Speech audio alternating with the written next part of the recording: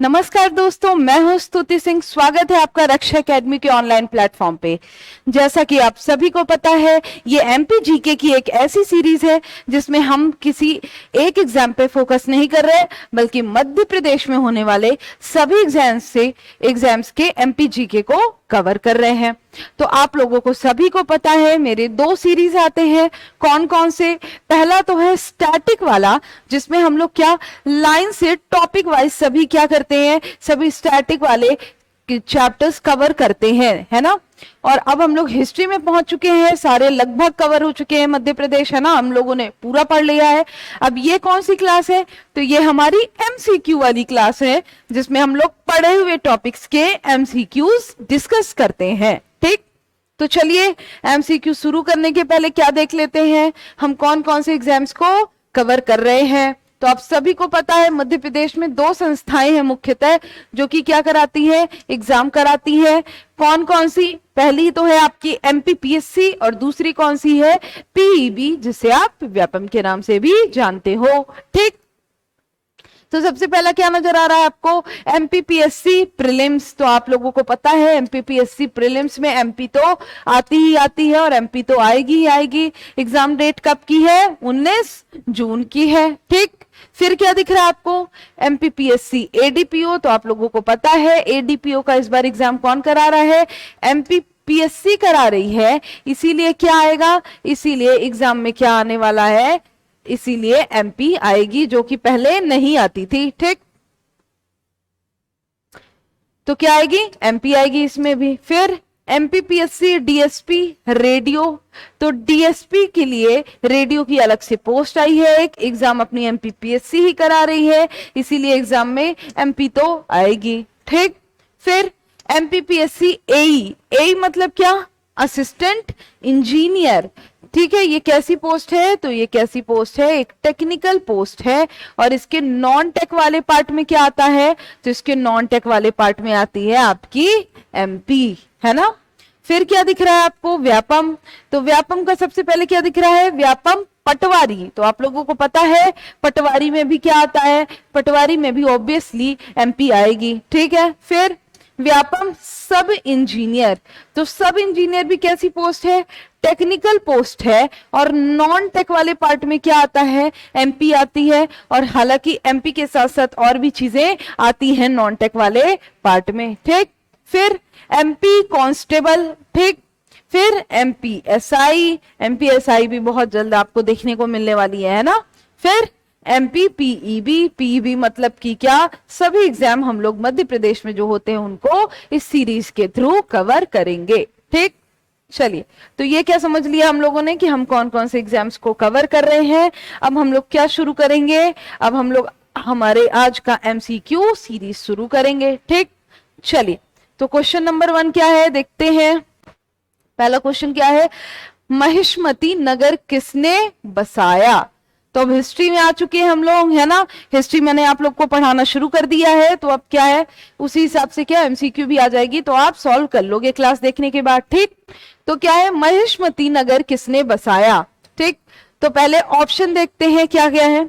Option A शत्रुवाती, option B Kirtivir Arjun, option C है राजा, और ऑप्शन डी अहिल्याबाई। अब मैं आपको बता दूं कि ये क्या है, प्रीवियस ईयर क्वेश्चन है सेम। ठीक है, इसीलिए ऐसा इसमें लिखा है। हालांकि जो लिखा है वो क्या है, वो वंश का नाम है जो आंसर होगा। ठीक है, आपको क्या बताना है? राजा का भी नाम बताना है जिसने क्या महिष्मत नगर की स्थापना की थी। तो क्या कीजिए, फटाफट कमेंट करके मेरे को आंसर बताइए आप सबसे पहले कि इन चारों में से क्या होगा। तो आपको वंश पता चल जाएगा, फिर आप क्या बताओगे? राजा का नाम, कि महिष्मती नगर किस राजा ने बसाया था। ठीक, तो क्या होगा इसका आंसर?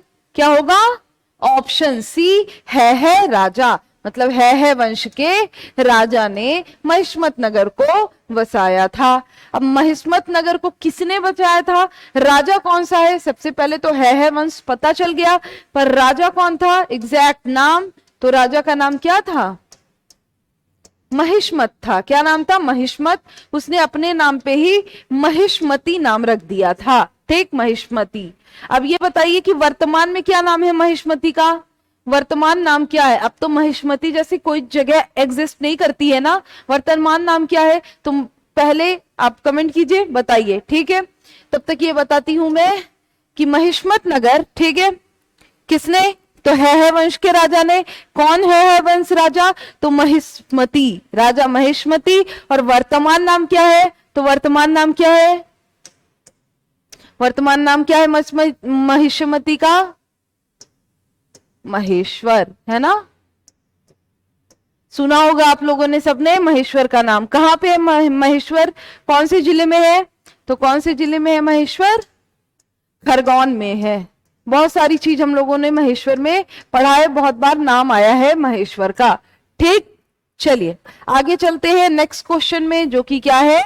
Question number 2।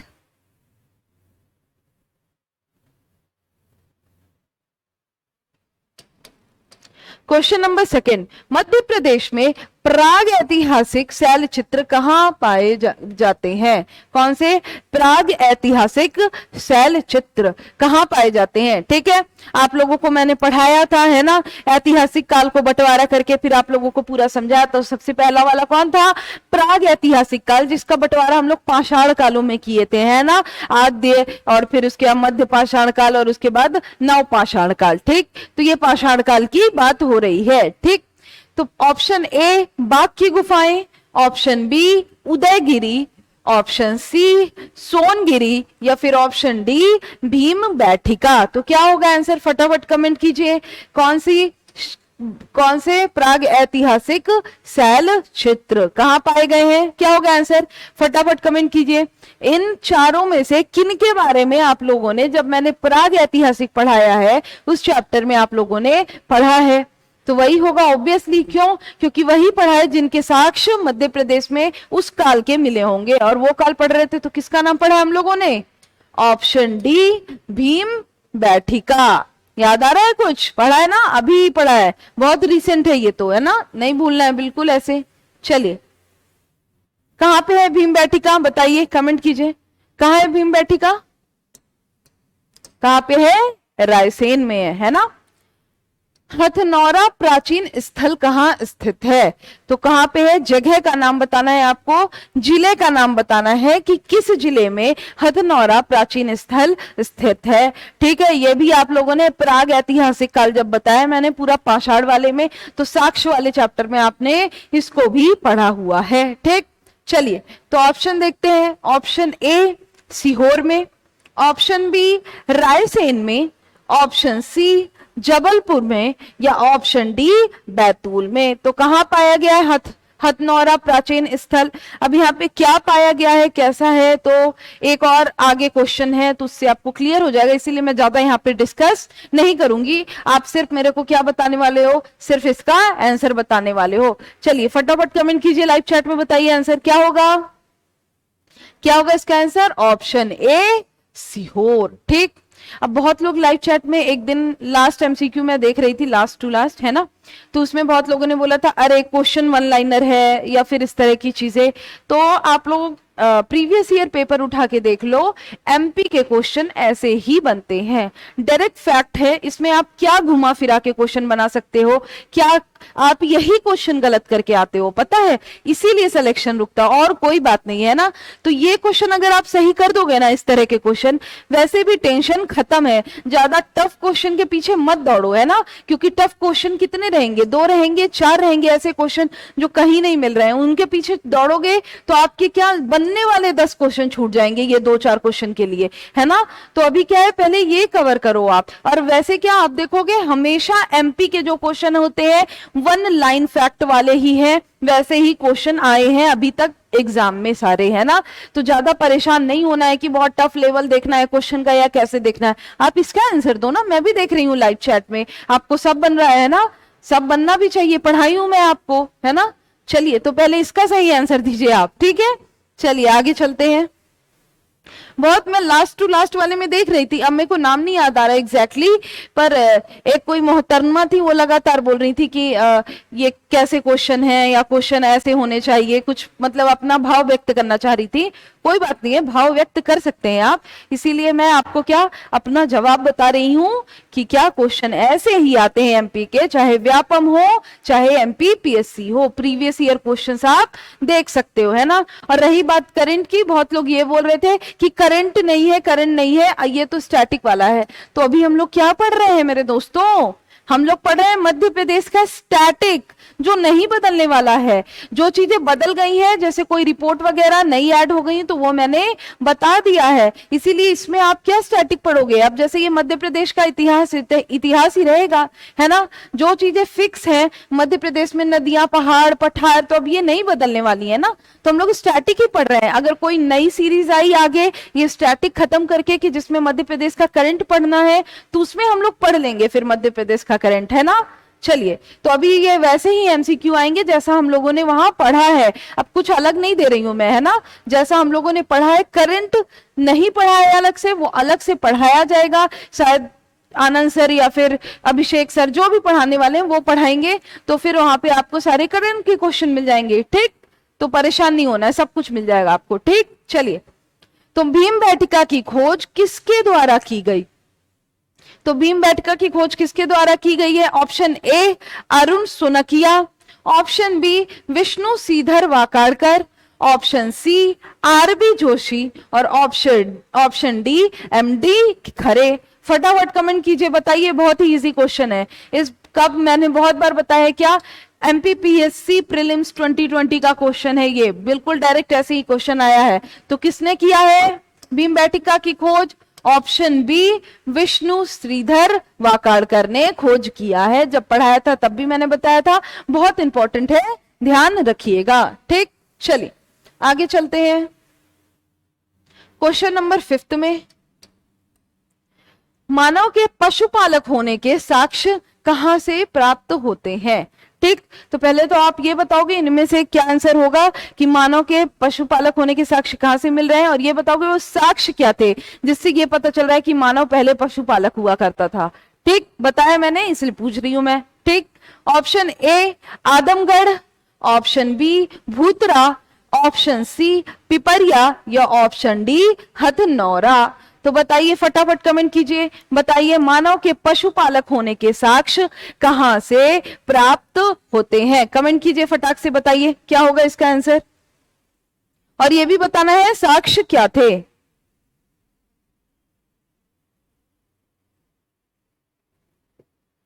क्या होगा इसका आंसर बताइए, और साक्ष्य क्या था। तो सबसे पहले मैं ये बताती हूं साक्ष्य क्या था, ठीक। क्या साक्ष्य था, तो क्या मिला है, मानव के साथ कुत्ते को दफनाया गया था। इससे ये पता चला कि इतना प्रेम होगा, इतना लगाव होगा, है ना, ये कुत्ते को पालते होंगे, इसीलिए क्या इनको साथ में दफनाया गया है। इसका आंसर क्या होगा, ऑप्शन ए आदमगढ़। तो आदमगढ़ से मानव के सर्वप्रथम पशुपालक होने के साक्ष्य प्राप्त होते हैं। वो साक्ष्य क्या थे, मानव और कुत्ते का एक साथ क्या समाधान, ठीक है। चलिए आगे चलते हैं नेक्स्ट क्वेश्चन में, क्या है क्वेश्चन नंबर 6। क्वेश्चन नंबर 6 क्या है, किस स्थान पर लौह युगीन सभ्यता के साक्ष्य प्राप्त नहीं होते हैं। क्वेश्चन बहुत अच्छे से पढ़ना है, क्या पूछा गया है, किस स्थान पे लौह युगीन सभ्यता के साक्ष्य नहीं प्राप्त होते हैं। तो मैंने आपको 3 स्थानों का नाम बताया था जहां से लौह युगीन सभ्यता के साक्ष्य प्राप्त होते हैं, और मैं बोली थी ज्यादा डिटेल में अपने को घुस के इसके बारे में कुछ नहीं जानना है, बस इतना जानिए कि यहां से लौह युगीन सभ्यता के साक्ष्य प्राप्त होते हैं, ठीक। तो क्या होगा इसका आंसर बताइए, ऑप्शन देखते हैं पहले। ऑप्शन ए भिंड से, ऑप्शन बी मुरैना से, ऑप्शन सी ग्वालियर से या ऑप्शन डी खरगोन से। अगर मैं बोलूं आप यहां कॉमन सेंस लगा के भी अपना आंसर दे सकते हो, तो दे सकते हो आप, कैसे। 3 जगह ऐसे हैं जो कि एक ही तरफ के हैं, एक ही क्षेत्र के हैं, एक ही रीजन के हैं, और एक है जो अलग है, दूर है। तो अगर आप ऐसे देखते हो ना, जो आपको क्वेश्चन का आंसर नहीं भी पता है ना, किसी इस हिसाब से देखो, अगर एक तरह की चीज पूछा गया है तो हो सकता है वो आसपास ही होंगे ना, पॉसिबिलिटी है ना, हो सकता है एक आध दूर भी हो, लेकिन पॉसिबिलिटी, जब अपने को क्वेश्चन का आंसर नहीं पता है तो अपन गेस कैसे करें, उसके लिए मैं बता रही हूँ, है ना। तो क्या होगा, भिंड, ग्वालियर और मुरैना, तीनों कौन सा हो गया, चंबल रीजन हो गया कि नहीं, मध्य भारत के पठार वाला क्षेत्र। अलग क्या हो गया, खरगोन। तो ऑप्शन क्या होगा, डी, खरगोन। तो क्या है, लौह युगीन सभ्यता के साक्ष्य भिंड से भी मिला है, ग्वालियर से भी मिला है, और मुरैना से भी प्राप्त हुआ है। तो तीनों जगह के नाम याद रखना है लौह युगीन सभ्यता के रूप में। ठीक, चलिए आगे चलते हैं क्वेश्चन नंबर 7 में। मध्य प्रदेश के किस स्थान से सिंधु घाटी सभ्यता के साक्ष्य प्राप्त होते हैं। क्वेश्चन क्या है, सिंधु घाटी सभ्यता के साक्ष्य, जैसे बाकी सबके साक्ष्य हम लोग ने पढ़ा कि इसके कहां से मिल रहा है, इसके कहां से मिल रहा है, तो सिंधु घाटी सभ्यता के साक्ष्य कहां से मिलते हैं। तो ऑप्शन ए होशंगाबाद से, ऑप्शन बी भिंड से, ऑप्शन सी उज्जैन से, या ऑप्शन डी इनमें से कोई नहीं। तो फटाफट कमेंट कीजिए और बताइए सिंधु घाटी सभ्यता के साक्ष्य कहां से प्राप्त होते हैं। मध्य प्रदेश की बात हो रही है, मध्य प्रदेश में कहां से प्राप्त होते हैं। तो मैंने बताया था आप लोगों को कि एक बात अपने दिमाग में बिल्कुल क्लियरली बैठा लीजिए कि मध्य प्रदेश में कहीं भी सिंधु घाटी सभ्यता के साक्ष्य प्राप्त नहीं होते हैं। तो आंसर क्या होगा, आंसर होगा ऑप्शन डी, इनमें से कोई नहीं। ठीक, चलिए, तो ये क्या था आपका क्वेश्चन नंबर 7 था। चलते हैं अगले क्वेश्चन में जो कि क्या है, क्वेश्चन नंबर 8 है। क्वेश्चन नंबर 8, मामा भांजा शैलाश्रय किस स्थान में खोजा गया, है ना। कहां पे है मामा भांजा शैलाश्रय, ये बताना है आपको। ठीक, ऑप्शन ए होशंगाबाद में, ऑप्शन बी नागदा में, ऑप्शन सी मंदसौर में, या फिर ऑप्शन डी बालाघाट में। कौन सा, मामा भांजा शैलाश्रय। कमेंट कीजिए फटाफट, आंसर बताइए कहां पे। अभी अभी पढ़ा है आप लोगों ने, बिल्कुल ताजा पढ़ा है, बिल्कुल भूलना नहीं चाहिए, है ना। कहां पे है मामा भांजा शैलाश्रय, क्या होगा आंसर क्या होगा, ऑप्शन ए मंदसौर में है। कहां पे है मामा भांजा शैलाश्रय, मंदसौर में है। ठीक, चलिए आगे चलते हैं, क्वेश्चन नंबर 9 में चलते हैं। क्वेश्चन नंबर 9, नवपाषाणकालीन स्थल आवरा कहां पर स्थित है। ठीक, तो आप लोगों ने आवरा के बारे में पढ़ा है, मैंने आप लोगों को बताया है कि ये नवपाषाणकालीन स्थल है। उसके बाद भी इसका नाम आया है जब आप लोगों ने आद्य ऐतिहासिक काल भी पढ़ा है ना। तो बताइए कहां पे है। ऑप्शन देखिए, बिना ऑप्शन देखे वैसे बनना चाहिए आपको, है ना, बहुत ही बेसिक क्वेश्चन है। चलिए ऑप्शन देखते हैं। ऑप्शन ए उज्जैन में, ऑप्शन बी सतना में, ऑप्शन सी मंदसौर में, या फिर ऑप्शन डी नीमच में। फटाफट कमेंट कीजिए, बताइए क्या होगा इसका आंसर। आवरा, क्या आवरा कहां पर स्थित है, क्या होगा इसका आंसर, कहां पे है आवरा, क्या होगा, ऑप्शन सी मंदसौर में। कहां पे है आवरा, मंदसौर में स्थित है। ठीक, और ये क्या है, नवपाषाणकालीन स्थल है। यहां से प्राप्त क्या हुआ है, कैसे पता नवपाषाणकालीन है, क्यों बोल रहे हैं नवपाषाणकालीन है, क्योंकि यहां से नवपाषाण काल के क्या प्राप्त हुए हैं, औजार प्राप्त हुए हैं, छोटे छोटे चट्टान के टुकड़े जो औजार के रूप में इस्तेमाल किए जाते थे। ठीक, चलिए नेक्स्ट क्वेश्चन में चलते हैं, क्वेश्चन नंबर 10। क्वेश्चन नंबर 10 क्या है, निम्न में से कौन सा स्थल ताम्रपाषाण काल से संबंधित नहीं है। तो क्या लिखा है, नहीं है, तो मतलब 3 ऐसे हैं जिनका संबंध ताम्रपाषाण काल से है, और एक ऐसा है जिनका संबंध ताम्रपाषाण काल से नहीं है। तो वह कौन सा स्थल है वो पहचानना है। तो option A Kayatha, option B Mada, option C Erad, और ऑप्शन डी नवदा टोली। तो फटाफट कमेंट कीजिए, बताइए कहां पे है, कहां पे नहीं है ताम्रपाषाण काल से संबंधित साक्ष्य, या ताम्रपाषाण कालीन स्थल कौन सा नहीं है। तो फटाफट कमेंट कीजिए, बताइए क्या होगा इसका आंसर। क्या होगा? ऑप्शन बी माड़ा, है ना। माड़ा ताम्र पाषाण कालीन स्थल नहीं है। क्या है? बौद्ध कालीन क्या पाए जाते हैं यहाँ पे? गुफाएं पाई जाती है माड़ा में, है ना। मैंने आप लोगों को जब क्या पर्यटन पढ़ाया था तो मैंने आपको बताया था। कहाँ पे है माड़ा? तो कहाँ पे है? सिंगरौली में है। कहाँ पे है? सिंगरौली, ठीक है। ओके, चलिए नेक्स्ट क्वेश्चन में चलते हैं। क्वेश्चन नंबर 11 में, क्वेश्चन नंबर 11 क्या है? कारुष वंश की स्थापना कहां हुई? ठीक है, तो ये हम लोगों ने पढ़ा है। कहां पढ़ा है? जब हम लोगों ने आद्य ऐतिहासिक काल पढ़ा है तो मैंने आप लोगों को दो भागों में बंटवाया था। एक क्या हो गया? सिंधु घाटी, और दूसरा वैदिक। उसमें पौराणिक वाले पार्ट में हम लोगों ने कारुष वंश के बारे में पढ़ा है। तो कारुष वंश की स्थापना कहां हुई? ठीक है, चलिए option A Bundelkhand, option B Baghelkhand, option C Chambal, या फिर ऑप्शन डी मालवा। क्या होगा आंसर? फटाफट कमेंट कीजिए, बताइए क्या होगा, क्या होगा इसका आंसर? कारुष वंश की स्थापना कहां पे हुई है? क्या होगा? क्या होगा? Option B Baghelkhand. बघेलखंड में क्या है? कारुष वंश की स्थापना की गई थी। किसके द्वारा? वैवस्त मनु के पुत्र कारुष के द्वारा। इसीलिए नाम भी क्या रख दिया गया था? नाम भी इसका कारुष वंश ही रख दिया था। चलिए आगे चलते हैं क्वेश्चन नंबर 12 में। क्वेश्चन नंबर 12 क्या है? इक्ष्वाकु वंश के राजा मुचकुंद, क्या नाम है? मुचकुंद, जो कि कौन से वंश के राजा है? इक्ष्वाकु वंश के राजा हैं। निम्न में से कौन से नगर की स्थापना की थी? ऑप्शन देखिए सबसे पहले। Option A Omkareshwar, option B Ujjain, option C Maheshwar, और ऑप्शन डी देवास। तो पहले आप ये आंसर बताइए, फिर बताइए ये तो अभी नवीन नाम है। प्राचीन नाम क्या था जिनके नाम पे, अपने पूर्वज के नाम पे इन्होंने क्या जगह की स्थापना की थी? तो क्या नाम था प्राचीन नाम, और अभी नवीन वाला अभी बताइए ऑप्शन में से। और क्या नाम था इनके पूर्वज का जिनके नाम पे स्थापित करवाया? मुचकुंद ने, है ना। और किस वंश से संबंधित थे ये? इक्ष्वाकु वंश से संबंधित थे। तो कमेंट कीजिए, फटाफट बताइए, बताइए क्या होगा इसका आंसर? अभी अभी पढ़ा है आप लोगों ने, भूलना बिल्कुल नहीं है ना। कहां पढ़ा है?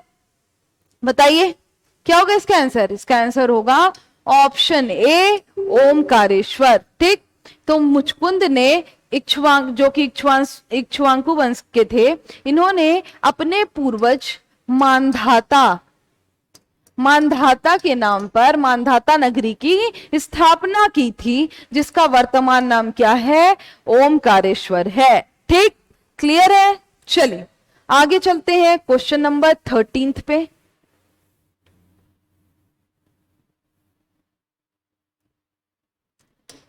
क्वेश्चन नंबर 13 क्या है? हाथी डोल शैल चित्र कहां पाए गए हैं?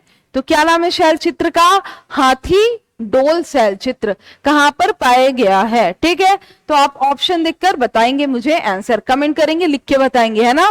तो ऑप्शन में पढ़ रही हूं सबसे पहले। ऑप्शन ए पन्ना में, ऑप्शन बी सतना में, ऑप्शन सी शहडोल में, या फिर ऑप्शन डी रीवा में। किसकी बात हो रही है? हाथी डोल शैल चित्र की बात हो रही है, मैंने आपको बताया है। कमेंट कीजिए, फटाफट बताइए कहां पर है हाथी डोल शैल चित्र? क्या होगा आंसर? इसका आंसर होगा ऑप्शन ए पन्ना। ठीक, तो हाथी डोल शैल चित्र कहां पाया जा रहा है? पन्ना में पाया जाता है। ठीक, चलिए क्या है अगला क्वेश्चन? अगला क्वेश्चन है क्वेश्चन नंबर 14। नवदा टोली, जो कि ताम्रकालीन या पाषाणकालीन, मैंने आपको बताया था सेम थिंग है ना। पाषाण काल नव पाषाण काल और ताम्र पाषाणकालीन इज सेम थिंग। ठीक है, तो नवदा टोली जो कि ताम्र पाषाणकालीन स्थल है की खोज निम्न में से किसने की थी? ऑप्शन देखिए। Option Vishnu Shridhar Wakankar, option B Arun Sonakia, option C डेंगर फील्ड, और option D H D Sankalia. तो कमेंट कीजिए, बताइए। मैंने आप लोग को बताया था बहुत ही इजी क्वेश्चन है, सबको बनना चाहिए। क्या होगा? नवदा टोली की खोज किसने की है, जो कि एक ताम्र पाषाणकालीन या नव पाषाणकालीन स्थल है। ठीक, बताइए क्या होगा आंसर? इसका आंसर होगा ऑप्शन डी, एचडी सांकलिया। तो एचडी सांकलिया ने किसकी खोज की है? नवदा टोली की खोज की है। ठीक, चलिए आगे चलते हैं नेक्स्ट क्वेश्चन में, जो कि क्या है? क्वेश्चन नंबर 15 है। क्वेश्चन नंबर 15, शत्रुघ्न के पुत्र शत्रुघाती, तो शत्रुघ्न के पुत्र का क्या नाम है? शत्रुघाती ने शासन किस स्थान पर किया?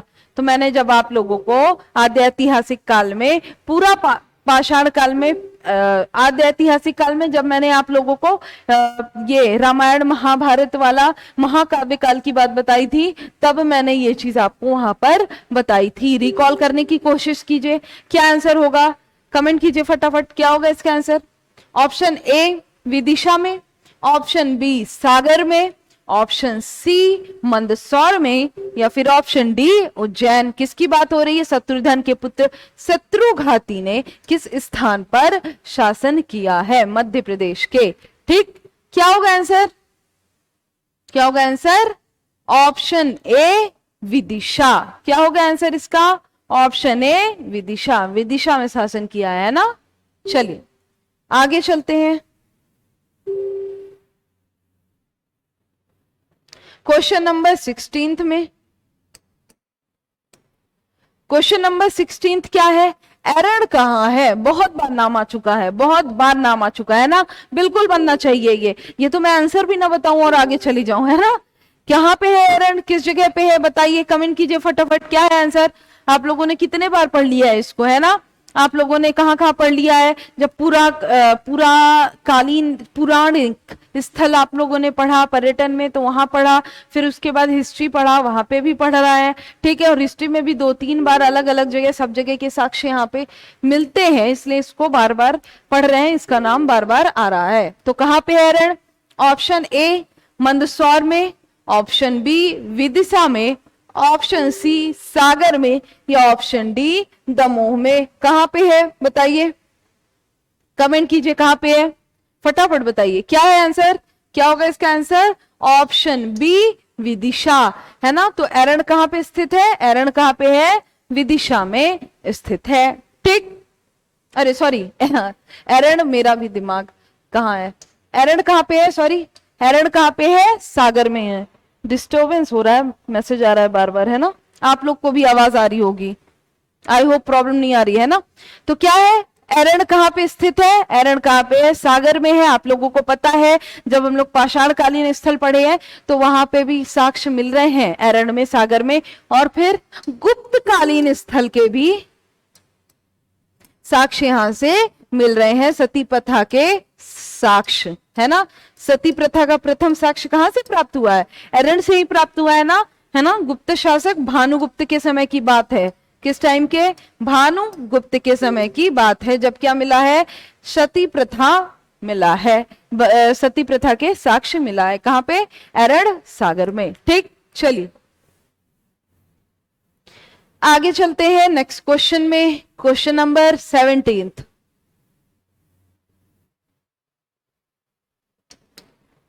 क्वेश्चन नंबर 17 क्या है? ताम्रपाषाण काल के औजार क्या डोंगरिया से प्राप्त हुआ है और यह कहां पर स्थित है?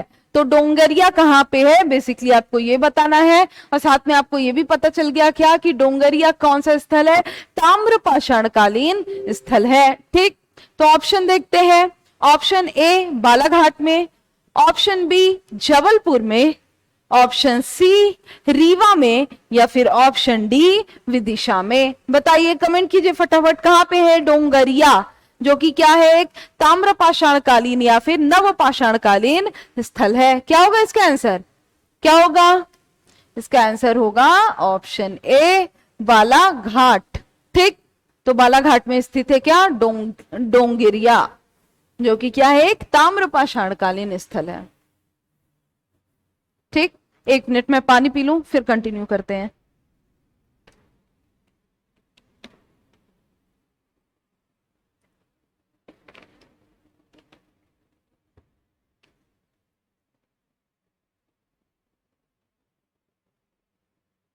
चलिए, तो ये हो गया आपका 17th क्वेश्चन। 18th क्वेश्चन में चलते हैं हम लोग। 18th क्वेश्चन क्या है देख लेते हैं। बाघ की गुफाएं कहाँ स्थित है?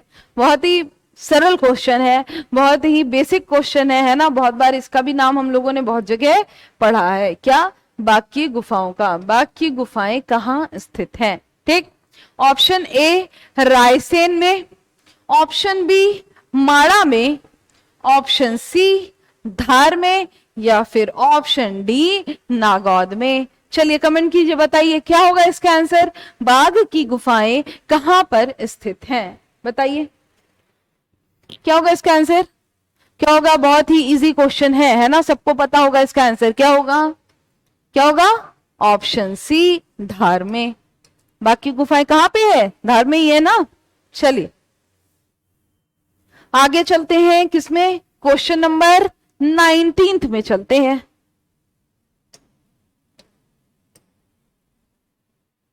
क्वेश्चन नंबर 19th क्या है? किस स्थान पर पाए गए अवशेष को भारत में प्राप्त प्राचीनतम मानव अवशेष माना जाता है? तो प्राचीनतम मानव अवशेष किसे माना जाता है और वह किस स्थान पे पाया गया है? ठीक, तो ऑप्शन देखते हैं। Option A Hathnora, option B Bhutra, option C Pipariya, या फिर ऑप्शन डी भेड़ाघाट। फटाफट कमेंट कीजिए और आंसर बताइए, और फिर यह भी बताइए कि ऐसा क्या पाया गया है ना, जिसे कि क्या माना जा रहा है? प्राचीनतम मानव के साक्ष्य माना जा रहा है। कहां? ना केवल मध्य प्रदेश में, भारत के प्राचीनतम मानव का साक्ष्य माना जा रहा है। ऐसा क्या मिला है यहाँ पे? ठीक है, तो ये बताइए पहले क्या होगा इसका आंसर, किस स्थान पर पाया गया है? क्या होगा इसका आंसर? होगा ऑप्शन ए हथनौरा, है ना। हथनौरा में क्या है? प्राचीनतम मानव के साक्ष्य पाया गया है। क्या पाया गया है? तो क्या पाया गया है? मानव खोपड़ी पाई गई है। क्या? मानव खोपड़ी पाई गई है कि नहीं? मानव खोपड़ी पाया गया है यहां पर। ठीक, जिसे क्या नाम दिया गया है? जिसे नाम दिया गया है नर्मदा मानव का। ठीक, नर्मदा मानव का क्या दिया गया है? इसको नाम दिया गया है मानव खोपड़ी का। ठीक, तो ये क्या है? ये भारत में सबसे प्राचीनतम मानव के अवशेष का साक्ष्य है। तो ये हो गया आपका क्वेश्चन नंबर 19th। अब चलते हैं आज के आखिरी क्वेश्चन में, जो कि क्या है? क्वेश्चन नंबर 20th है। क्या क्वेश्चन नंबर 20? विश्व के सबसे प्राचीनतम तथा सबसे बड़ा गुफा समूह माना जाता है। तो विश्व का सबसे पुराना और सबसे बड़ा गुफा समूह किसे कहा गया है? तो किसे माना जाता है? ऑप्शन ए बाघ की गुफा को, ऑप्शन बी भीमबैठिका को, ऑप्शन सी अजंता की गुफा को, या ऑप्शन डी माड़ा की गुफा को। बार बार बताया गया है, बहुत बार आ चुका है, बहुत आसान क्वेश्चन है ना। बताइए क्या होगा इसका आंसर। क्या होगा? क्या होगा? कहां पाया गया है? कहां की? भीमबैठिका की गुफाओं को बोला जाता है क्या? भारत का सबसे क्या है? भारत का ही नहीं, विश्व का, सॉरी, विश्व का सबसे प्राचीनतम और सबसे बड़ा गुफा समूह किसे? भीमबैठिका गुफा समूह को, जो कि कहां पे है? मध्य प्रदेश में, रायसेन में है। ठीक, तो ये हो गए क्या आज के आपके 20 क्वेश्चंस। अब आपसे मुलाकात होगी कब? अब आपसे मुलाकात होगी अगले एमसीक्यू के क्वेश्चंस में। ठीक, तो अच्छे से पढ़ाई करते रहिए मन लगा के। बढ़िया होली का माहौल है। अब तक आपकी होली निकल गई होगी, है ना, या फिर हाँ निकल ही गई है ना। ठीक है, थोड़ा सा क्या है, छुट्टी का मोड ऑन हो जाता है तो क्या होता है, थोड़ा ढीले पड़ जाते हैं। वापस क्या है, अच्छे से पढ़ाई शुरू करनी है। ठीक, तो मिलते हैं अगले क्लास में, अगले एमसीक्यू के क्लास में। तब तक ऐसे ही हमारे साथ बने रहिए, देखते रहिए, ज्यादा से ज्यादा लोगों से शेयर कीजिए। Thank you.